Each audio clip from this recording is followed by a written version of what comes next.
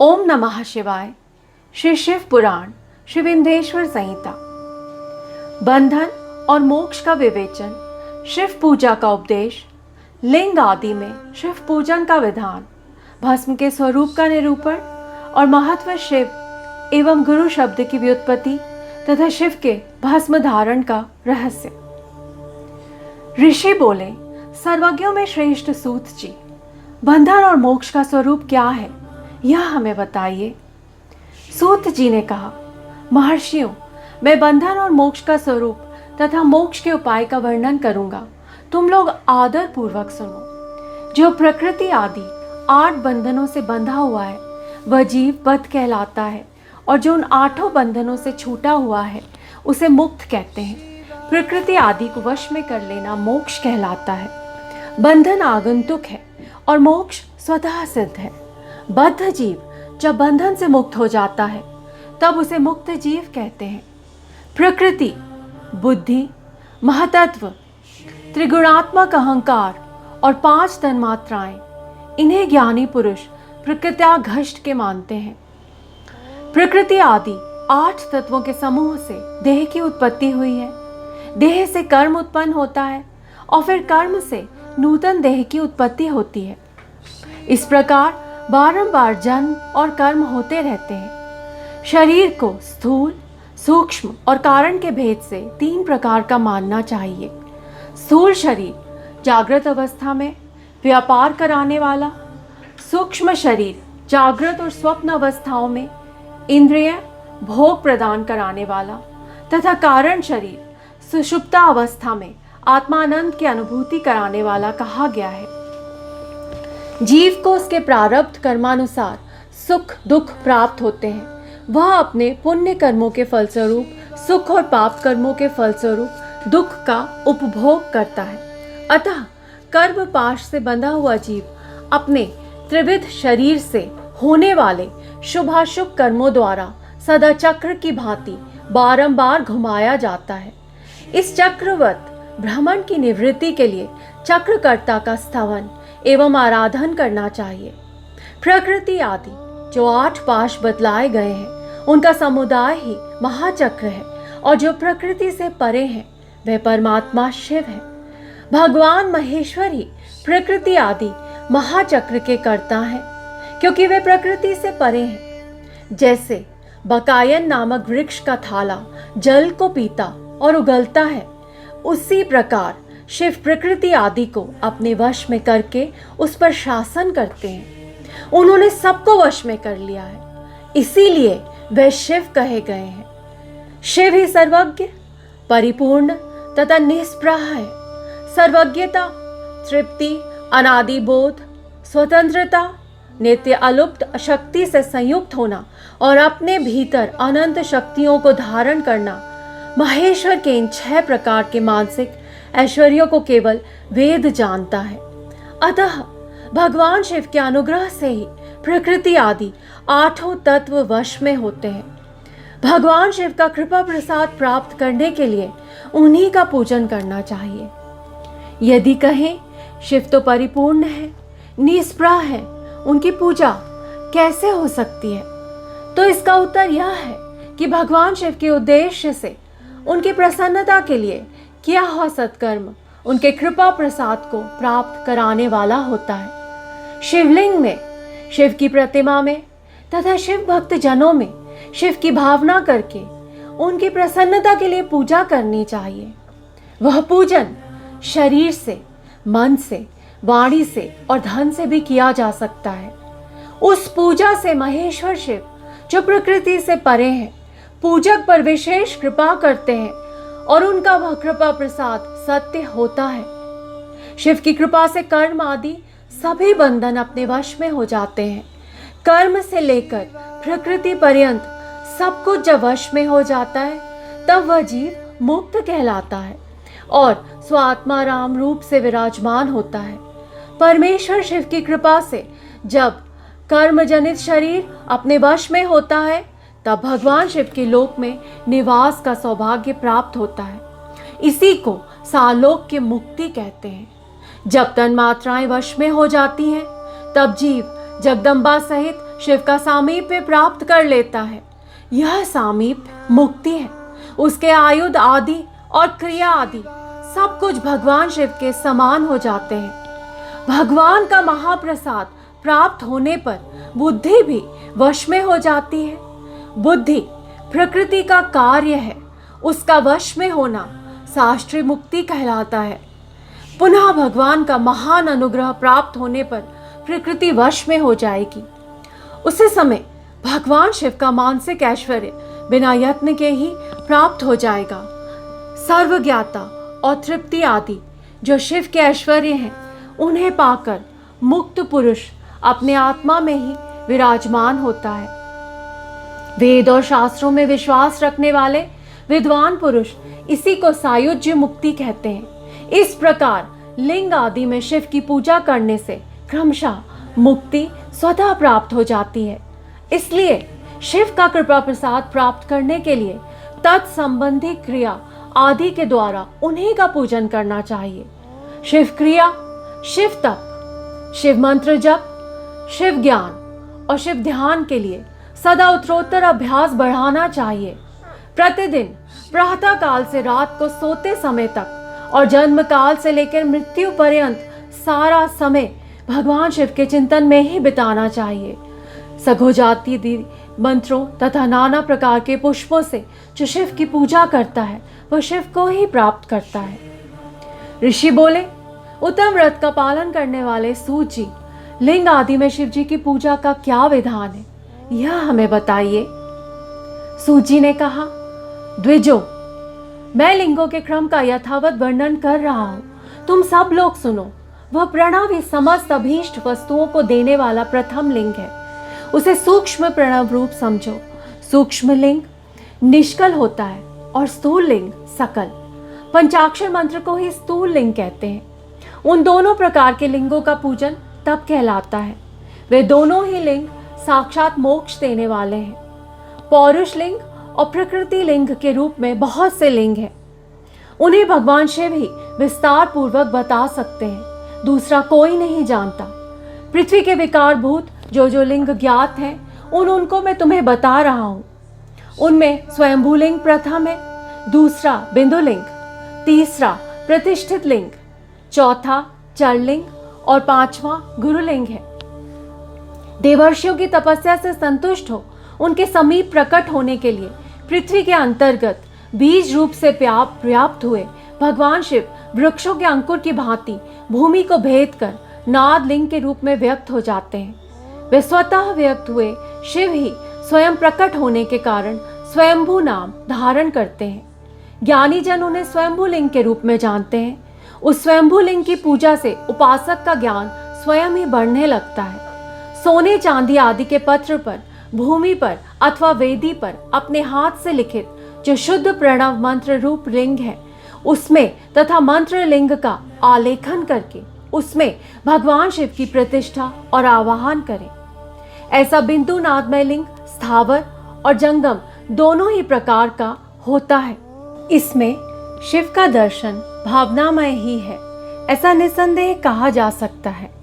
जिसको जहां भगवान शिव के प्रकट होने का विश्वास हो, उसके लिए वही प्रकट होकर वे अभीष्ट फल प्रदान करते हैं। अपने हाथ से लिखे हुए यंत्र में अथवा अकृत्रिम स्थावर आदि में भगवान शिव का आवाहन करके 16 उपचारों से उनकी पूजा करें। ऐसा करने से साधक स्वयं ही ऐश्वर्य को प्राप्त कर लेता है और इस साधन के अभ्यास से उसको ज्ञान भी होता है। देवताओं और ऋषियों ने आत्म सिद्धि के लिए अपने हाथ से वैदिक मंत्रों के उच्चारण पूर्वक शुद्ध मंडल में शुद्ध भावना द्वारा जिस उत्तम शिवलिंग की स्थापना की है, उसे पौरुष लिंग कहते हैं तथा वही प्रतिष्ठित लिंग कहलाता है। उस लिंग की पूजा करने से सदा पौरुष ऐश्वर्य की प्राप्ति होती है। महान ब्राह्मण और महाधनी राजा किसी कारीगर से शिवलिंग का निर्माण कराकर जो मंत्र पूर्वक उसकी स्थापना करते हैं, उनके द्वारा स्थापित हुआ वह लिंग भी प्रतिष्ठित लिंग कहलाता है। किंतु वह प्राकृत लिंग है, इसलिए प्राकृत ऐश्वर्य भोग को ही देने वाला होता है। जो शक्तिशाली और नित्य होता है उसे पौरुष कहते हैं तथा जो दुर्बल और अनित्य होता है वह प्राकृत कहलाता है। लिंग नाभि, जिह्वा, नासाग्र भाग और शिखा के क्रम से कटी, हृदय और मस्तक तीनों स्थानों में जो लिंग की भावना की गई है उसे आध्यात्मिक लिंग को ही चरलिंग कहते हैं। पर्वत को पौरुष लिंग बताया गया है और भूतल को विद्वान पुरुष प्राकृत लिंग मानते हैं।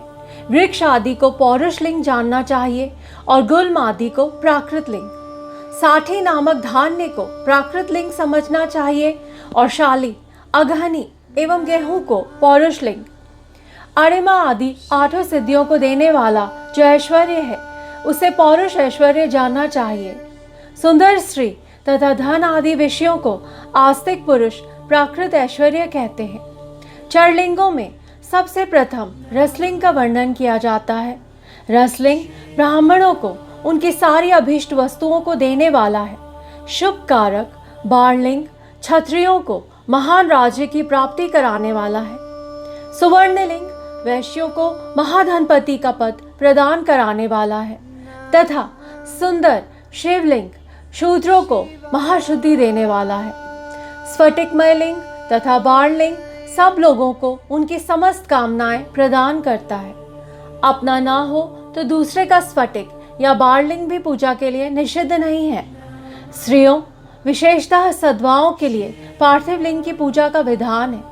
प्रवृत्ति मार्ग में स्थित विधवाओं के लिए स्फटिक लिंग की पूजा बताई गई है, परंतु विरक्त विधवाओं के लिए रसलिंग की पूजा को ही श्रेष्ठ कहा गया है। उत्तम व्रत का पालन करने वाले महर्षियों बचपन में, जवानी में और बुढ़ापे में भी शुद्ध स्फटिकमय शिवलिंग का पूजन स्त्रियों को समस्त भोग प्रदान कराने वाला है। ग्रहासक्त स्त्रियों के लिए पीठ पूजा भूतल पर संपूर्ण अभीष्ट को देने वाली है। प्रवृत्ति मार्ग में चलने वाला पुरुष सुपात्र गेरु के गुरु के सहयोग से ही समस्त पूजा कर्म संपन्न करे। इष्ट देव का अभिषेक करने के पश्चात अघनी के चावल से बने हुए खीर आदि पकवानों द्वारा नैवेद्य अर्पण करे। पूजा के अंत में शिवलिंग को संपुट में पधराकर घर के भीतर पृथक रख दे। जो निवृत्ति मार्गी पुरुष हैं उनके लिए हाथ भरी शिवलिंग पूजा का विधान है। उन्हें भिक्षादि से प्राप्त हुए अपने भोजन को ही नैवेद्य रूप में निवेदित करना चाहिए। निवृत्त पुरुषों के लिए सूक्ष्म लिंग ही श्रेष्ठ बताया जाता है। वे विभूति के द्वारा पूजन करें और विभूति को ही नैवेद्य रूप से निवेदित भी करें। पूजा करके उस लिंग को सदा अपने मस्तक पर धारण करें। विभूति 3 प्रकार की बताई गई है, लोकाग्नि जनित, वेदाग्नि जनित और शिवाग्नि जनित। लोकाग्नि जनित या लौकिक भस्म को द्रव्यों की शुद्धि के लिए लाकर रखें।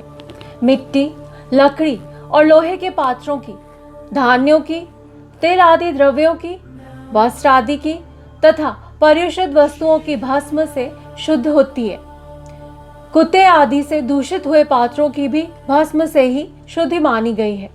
वस्तु विशेष की शुद्धि के लिए यथा योग्य सजल अथवा निर्जल भस्म का उपयोग करना चाहिए। वेदाग्नि जनित जो भस्म है उसको उन वैदिक कर्मों के अंत में धारण करना चाहिए। मंत्र और क्रिया से जनित जो होम कर्म है वह अग्नि में भस्म का रूप धारण करता है। उस भस्म को धारण करने से वह कर्म आत्मा में आरोपित हो जाता है। अघोर मूर्तिधारी शिव का जो अपना मंत्र है उसे पढ़कर बेल की लकड़ी को जलाएं। उस मंत्र से अभिमंत्रित अग्नि को शिवाग्नि कहा गया है। उसके द्वारा जले हुए काष्ठ का जो भस्म है वह शिवाग्नि जनित है। कपिला गाय के गोबर अथवा गाय मात्र के गोबर को तथा शमी, पीपल, पलाश, बड़, अमलतास और बेर इनकी लकड़ियों को शिवाग्नि से जलाएं। वह शुद्ध भस्म शिवाग्नि जनित माना गया है। अथवा कुश की अग्नि में शिव मंत्र के उच्चारण पूर्वक काष्ठ को जलाएं। फिर उस भस्म को कपड़े से अच्छी तरह झान कर नए घड़े में भर कर रख दें। उस समय समय पर अपनी कांति या शोभा की वृद्धि के लिए धारण करें। ऐसा करने वाला पुरुष सम्मानित एवं पूजित होता है। पूर्व काल में भगवान शिव ने भस्म शब्द का ऐसा ही अर्थ प्रकट किया था। जैसे राजा अपने राज्य में सारभूत कर को ग्रहण करता है, जैसे मनुष्य सस्य आदि को जलाकर रांध कर उसका सार ग्रहण करते हैं, तथा जैसे जठरानमल नाना प्रकार के भक्ष्य भोज्य आदि पदार्थों को भारी मात्रा में ग्रहण करके जलाकर सारतर वस्तु ग्रहण करता और उस सारतर वस्तु से स्वदेह का पोषण करता है, उसी प्रकार प्रपंच करता परमेश्वर शिव ने भी अपने में आधेय रूप से विद्यमान प्रपंच को जलाकर भस्म रूप से उसके सार तत्व को ग्रहण किया है। प्रपंच को दग्ध करके शिव ने उसके भस्म को अपने शरीर में लगाया है।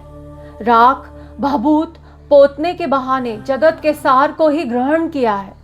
अपने शरीर में अपने लिए रत्न स्वरूप भस्म को इस प्रकार स्थापित किया है।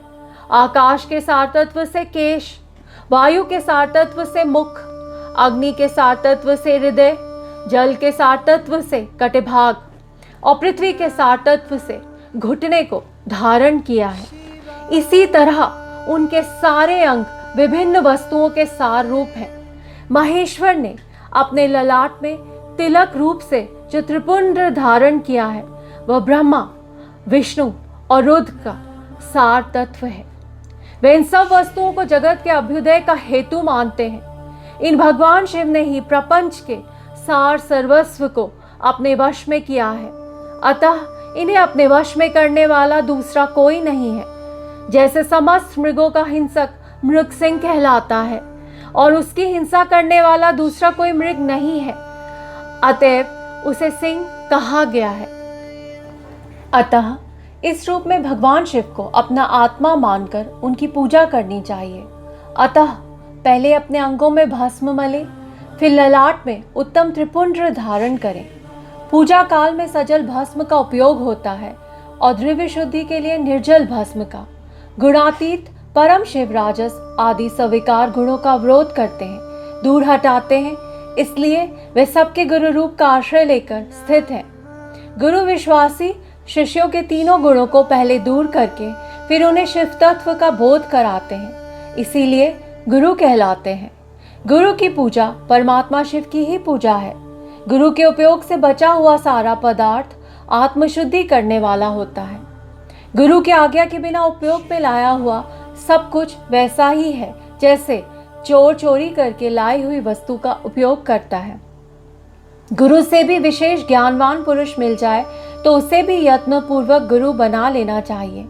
अज्ञान रूपी बंधन से छूटना ही जीव मात्र के लिए साध्य पुरुषार्थ है। अतः जो विशेष ज्ञानवान है वही जीव को उस बंधन से छुड़ा सकता है।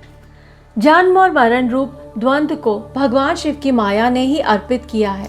जो इन दोनों को शिव की माया को ही अर्पित कर देता है वह फिर शरीर के बंधन में नहीं पड़ता। जब तक शरीर रहता है तब तक जो क्रिया के ही अधीन है वह जीवबद्ध कहलाता है। स्थूल, सूक्ष्म और कारण तीनों शरीरों को वश में कर लेने पर जीव का मोक्ष हो जाता है, ऐसा ज्ञानी पुरुषों का कथन है। माया चक्र के निर्माता भगवान शिव ही परम कारण है।